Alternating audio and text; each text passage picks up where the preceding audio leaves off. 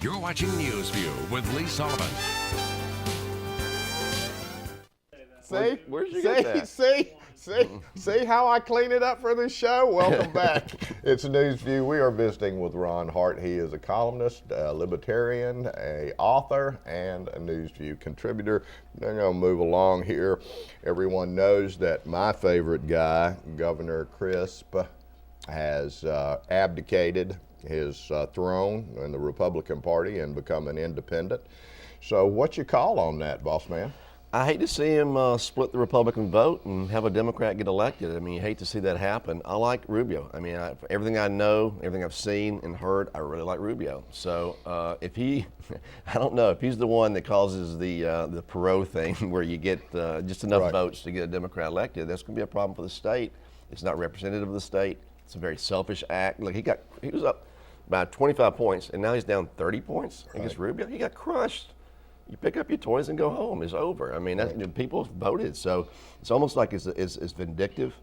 It's self-serving. It's calculating, and it's unnecessary. Since he graduated from school, he has never been off the government teat. His whole life. His whole entire life. Yeah. He has migrated from one office to another. Right.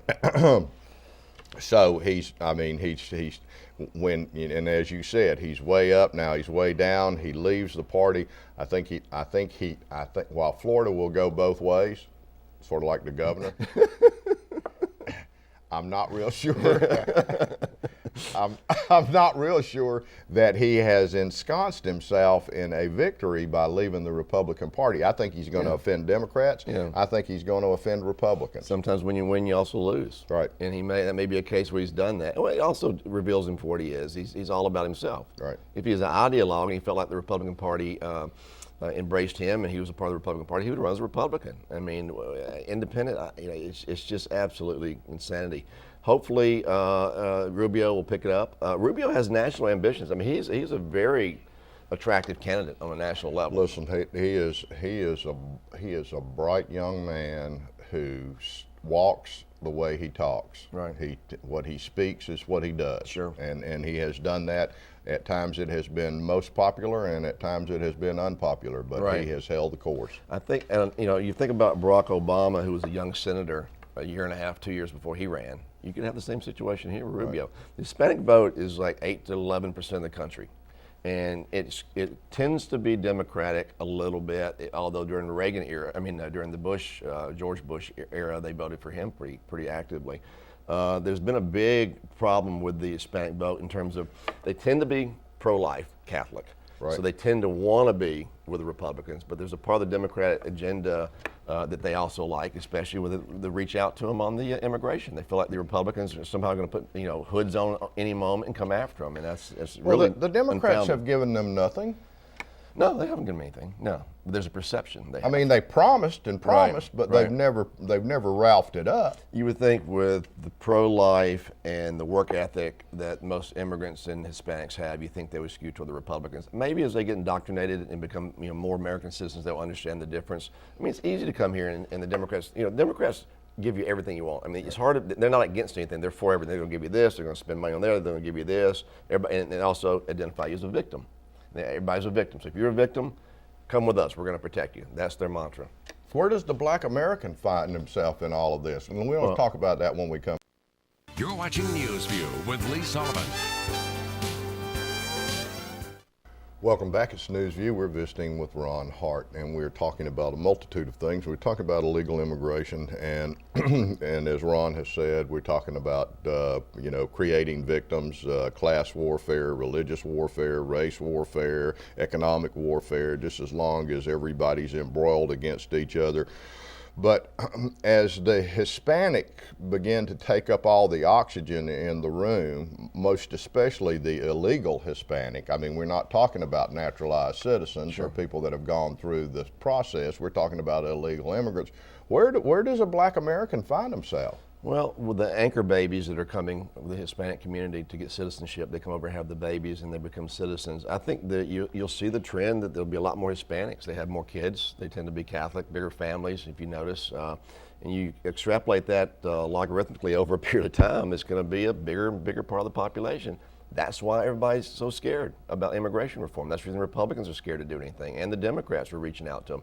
They're a big voting demographic, and they're also in play right now, and they don't really know where they're going to go. Yeah, but I mean, when we're talking, I mean, who are we talking about? Are we talking about illegals, or is there a sense, like you said before, when they poll the people, the Latinos that are here legally, they're not overwhelming supportive of the illegal immigrants. Who's carrying their banner? Well, first of all, the illegals have backed off a good bit. When the economy was at basically full employment, there was a lot of jobs, there's a lot of building, a lot of construction. They come. You look at the average construction site, at least in Atlanta, 4 years ago, if there's 100 people on it, probably 45 or 50 were illegals. Right. And they come, they go, they work hard, quietly, and but when the work dries up, they leave. They got nothing to do. And so right now, it's less of an issue as it's ever been before.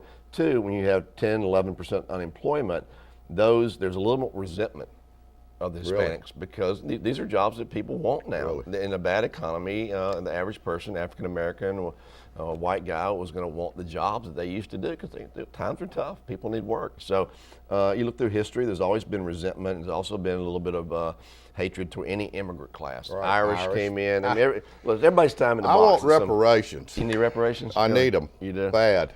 Yeah. What Irish need not apply, right? They say when the patriarch got here, he wound up in Montana, a little place below Missoula, and they would ask why he went to Montana, and he'd say, he much more preferred to speak his native tongue, but he said in his brogue, "When I got myself off the boat in the city of New York, I knew it was no place for a black man or an Irish man." That's true. You can't move in the middle of the country. That's right. Where he'd be safe. And they worked in the mines up there, Anaconda. Yeah. So. And then people go migrate where work is, wherever work is. You got the gold rush, and out in California, people go where there's money.